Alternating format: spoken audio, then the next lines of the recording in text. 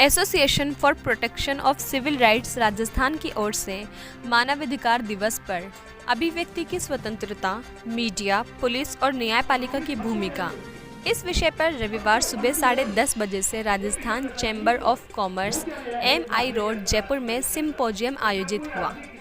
इस सिम्पोजियम के मुख्य अतिथि मिस्टर जस्टिस RS चौहान, पूर्व चीफ जस्टिस उत्तराखंड एवं तेलंगाना हाई कोर्ट ने कहा कि मानव अधिकार सिर्फ भारत तक ही सीमित नहीं बल्कि दुनिया का मुद्दा है और इंसानियत ही सर्वोपरि है। विशिष्ट अतिथि के रूप में BL Soni, retired DGP anti corruption bureau Rajasthan ने कहा कि जनता को अपने अधिकारों के लिए लड़ना चाहिए और पुलिस के उच्च अधिकारियों तक अपनी बात पहुंचानी चाहिए। प्रशांत टंडन, सीनियर जर्नलिस्ट और कमेंटेटर, दिल्ली ने कहा कि मीडिया को जो काम करना था वो नहीं कर रहा है। मीडिया अपनी बोलने की आज़ादी खो रहा है। सिम्पोजियम की अध्यक्षता कर रहे सैयद सआदत अली एडवोकेट, प्रदेशाध्यक्ष APCR राजस्थान ने कहा कि बोलने की आज़ादी हमें हमारा संविधान देता है।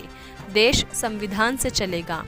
नेशनल टीम APCR के एडवोकेट सैफुल इस्लाम ने APCR के कार्यों के बारे में बताया। पूर्व जस्टिस RS चौहान ने APCR के 2024 के कैलेंडर का विमोचन किया। सिम्पोजियम के कन्वीनर मुजम्मिल रिजवी रहे। स्वागत भाषण एडवोकेट मोहम्मद इकबाल ने दिया। एडवोकेट मुनाजिर इस्लाम ने धन्यवाद ज्ञापित किया। राजस्थान के विभिन्न जिलों से APCR की यूनिट सिम्पोजियम में शामिल रही। आज 10 दिसंबर है और 10 दिसंबर as per constitution human rights day celebrate किया जाता है और association for protection of civil rights every year 10 दिसंबर को ह्यूमन राइट्स डे को सेलिब्रेट करता है। उसी सिलसिले में हमारी ये एक सिम्पोजियम थी। आज की सिम्पोजियम के chief guest chief justice RS Chauhan साहब थे। स्पेशल गेस्ट BL सोनी साहब, फॉर्मर कमिश्नर जयपुर पुलिस थे और मीडिया से प्रशांत टंडन साहब दिल्ली से तशरीफ लाए। हमारा आज का जो सब्जेक्ट था वो था फ्रीडम ऑफ एक्सप्रेशन, कि किसी भी मुल्क की नागरिकों की पहली आज़ादी उनकी बोलने की स्वतंत्रता होती है। अगर किसी मुल्क के नागरिकों को बोलने की आज़ादी उनसे छीन ली जाए तो उनके लिए दुनिया की तमाम आज़ादियाँ बेमाने हो जाती हैं। इसलिए आज का सब्जेक्ट था कि फ्रीडम ऑफ एक्सप्रेशन। अभी यहाँ पे देखा गया है कि जिस तरह से BJP की सरकार बन रही है और कुछ MLA यहाँ पे माहौल ख़राब करने की कोशिश कर रहे हैं, इसके ऊपर आप लोग कुछ कदम उठाएंगे?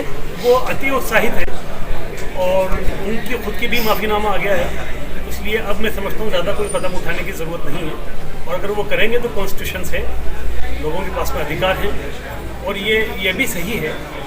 इतना ही फ़र्क हुआ है कि उन्हें थ्रो चैनल आना चाहिए था और सिर्फ एक ही दुकान पे क्यों, जितने भी लोग इलीगल काम कर रहे हैं उन सब पे आना चाहिए, चाहे वो दुकान कपड़े की हो या दुकान फ्रूट्स के ठेले हों या रेस्टोरेंट्स हों या किसी और ढाबे हों, जो भी विदाउट लाइसेंस काम करते हैं उन्हें सब पे करना चाहिए, होना चाहिए कानून, सबको कानून के रास्ते से चलना चाहिए।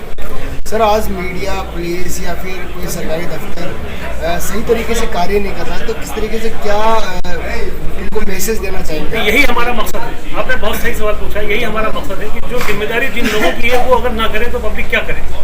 तो हम उसी के तहत पब्लिक को अवेयरनेस लेके आते हैं और पब्लिक को ये आवाम को ये बताते हैं, नागरिकों को ये बताते हैं कि ये आपकी जिम्मेदारी है, आपके राइट्स हैं, आप इन्हें कर्टल कीजिए, आप इन्हें लीजिए अपने राइट्स को। आपके राइट कोई छीन नहीं सकता आपसे। BJP सरकार देश में है और राजस्थान में भी है और संविधान को ख़त्म करने की बात की जा रही है, तो क्या कहना चाहेंगे आप? और जहाँ तक राजस्थान के पूर्व मुख्यमंत्री अशोक गहलोत ने भी कहा था कि लोकतंत्र की हत्या हो रही है और संविधान की धज्जियाँ उड़ाई जा रही है, तो इसको लेकर क्या कहना चाहेंगे? देखिए साहब, इस बात की हिफाजत करने के लिए पूरी पार्लियामेंट बैठी थी। वो सब लोग बैठे हैं जिनको आवाम ने चुन के पहुँचाया।